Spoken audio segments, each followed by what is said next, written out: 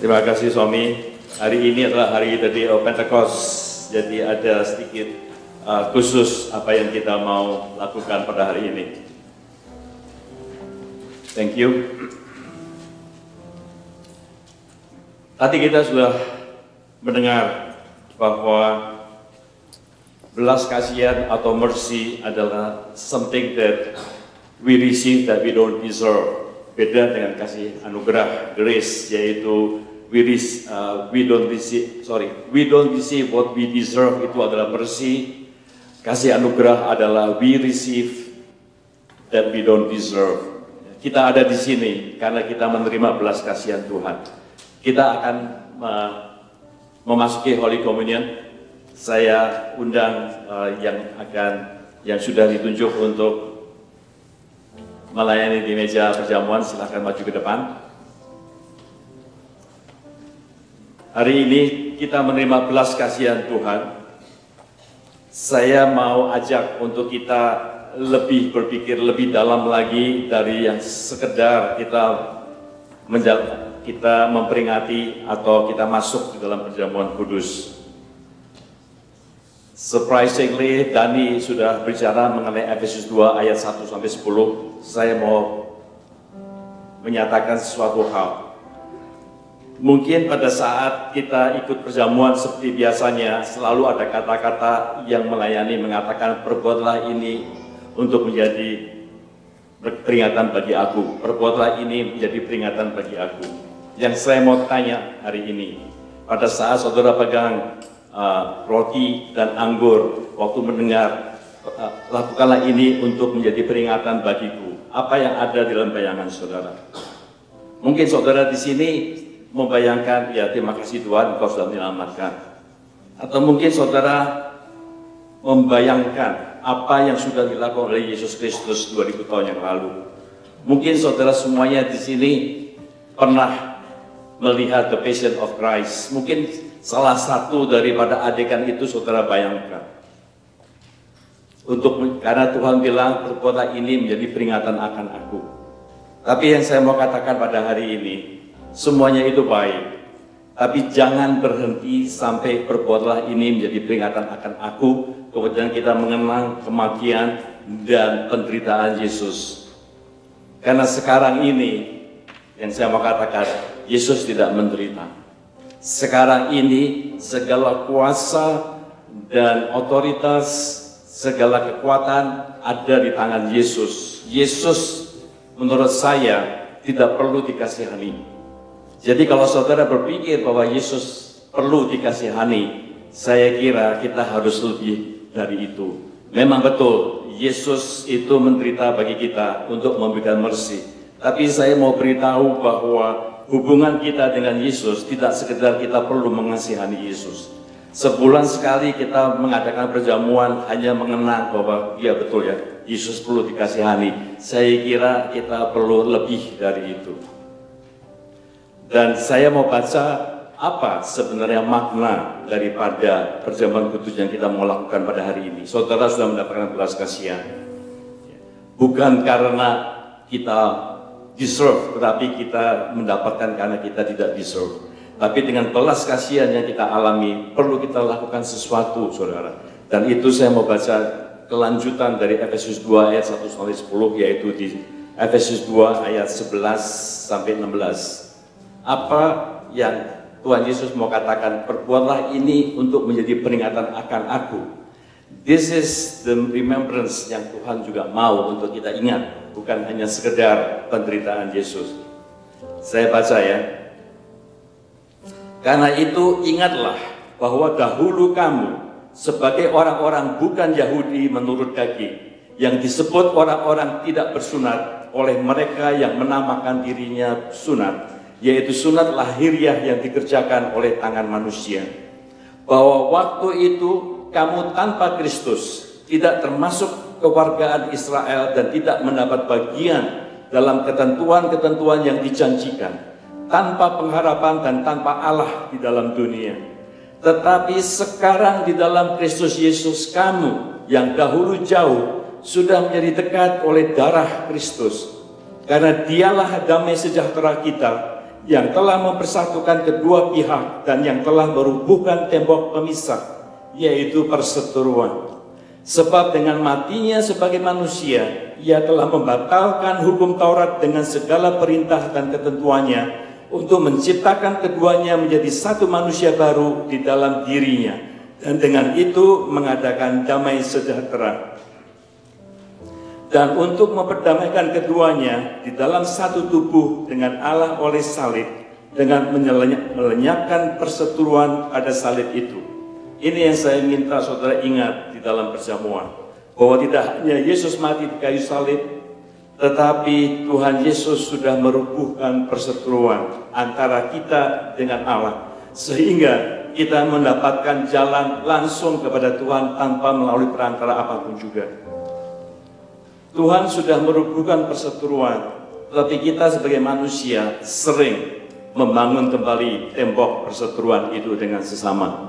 Perseteruan tidak hanya perselisihan, tapi saya mau katakan bahwa yang namanya gosip, yang namanya ganjelan, itu adalah perseteruan kita dengan sesama.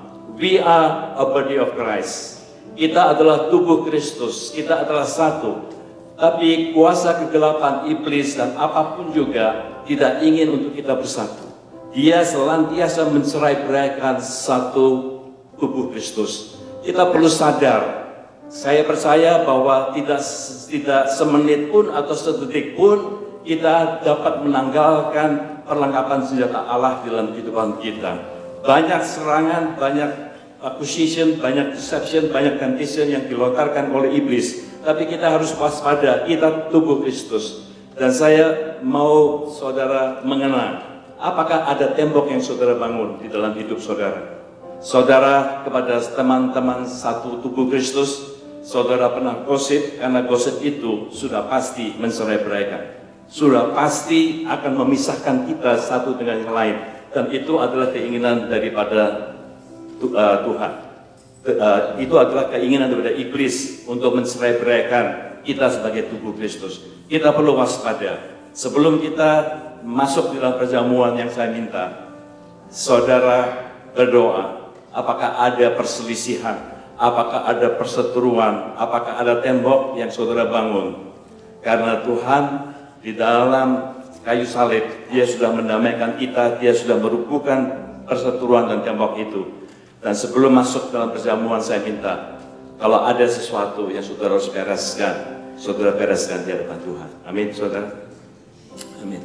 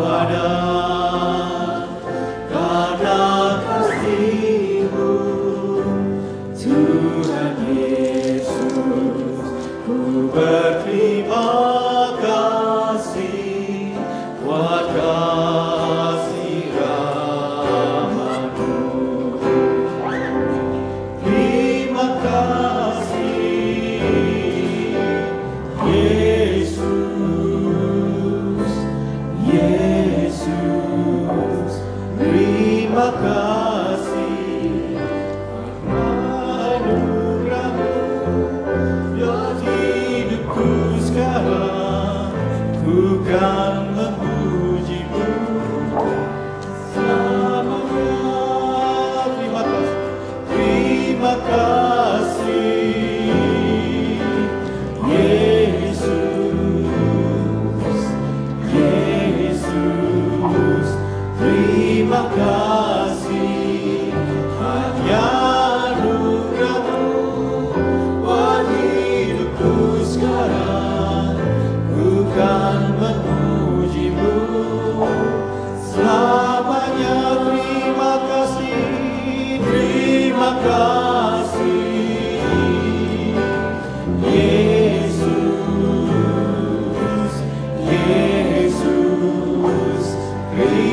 kasih, hanya anugerah-Mu buat hidupku sekarang.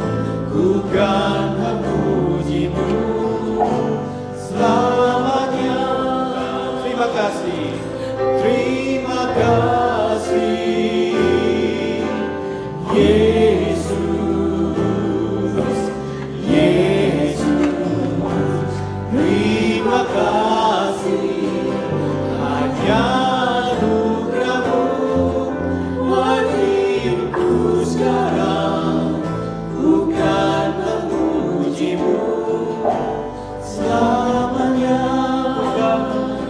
Ku kan memuji-Mu selamanya. Ku kan memuji-Mu selamanya.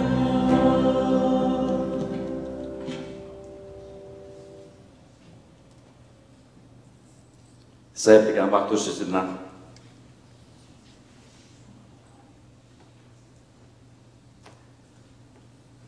Saya percaya Roh Kudus senantiasa bekerja di dalam hidup kita. Karena Dia rindu agar kita mempunyai karakter Kristus dalam hidup kita. Agar kita mencerminkan kehidupan kita, suatu kehidupan yang memuliakan Tuhan. Sehingga masyarakat di sekeliling kita dapat melihat Tuhan dan datang kepada Dia, bukan kepada kita. Dan saya percaya ada hal-hal yang tidak berkenan di dalam hidup kita, pasti Roh Kudus akan menegur. Saya berikan kesempatan bagi saudara untuk diingatkan oleh Roh Kudus, dan kalau ada hal-hal antara suami istri, antara orang tua dan anak-anak dengan orang tua, antara generasi yang lebih tua daripada generasi yang lebih muda, antara pemimpin gereja quote unquote dengan jemaat,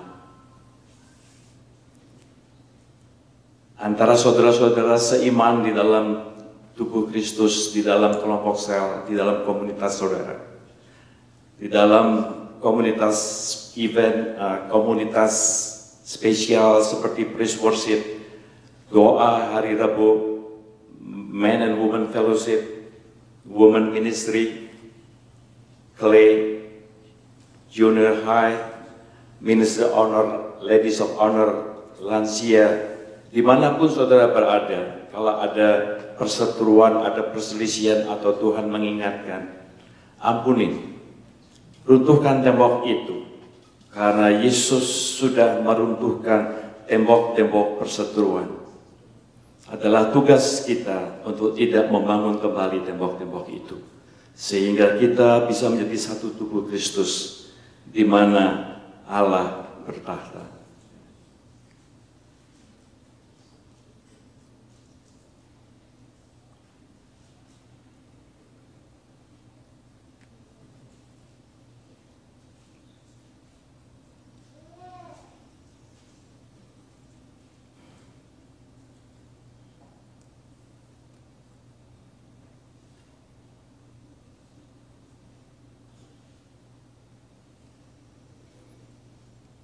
Yang ada di tangan saudara merupakan suatu kekuatan untuk saudara mampu melakukannya. Bukan dengan kemampuan diri sendiri, tetapi kekuatan yang sudah diberikan Allah kepada kita.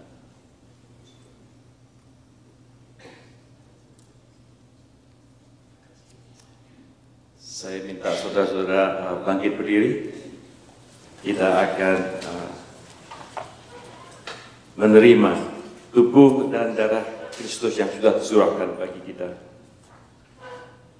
Sebab apa yang telah kuteruskan kepadamu telah aku terima dari Tuhan, yaitu bahwa Tuhan Yesus pada malam waktu Ia diserahkan mengambil roti, dan sesudah itu Ia mengucap syukur atasnya, Ia memecah-mecahkannya dan berkata, inilah tubuhku yang diserahkan bagi kamu, perbuatlah ini menjadi peringatan akan aku.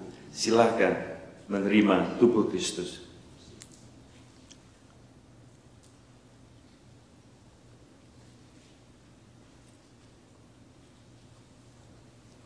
Angkat cawan saudara.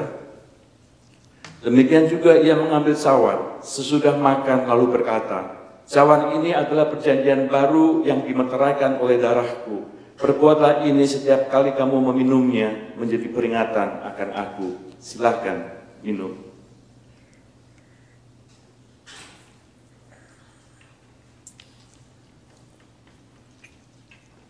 Kami bersyukur Tuhan pada hari ini kami ada di sini untuk celebrate kasih-Mu, belas kasihan-Mu, kasih anugerah-Mu dalam hidup kami.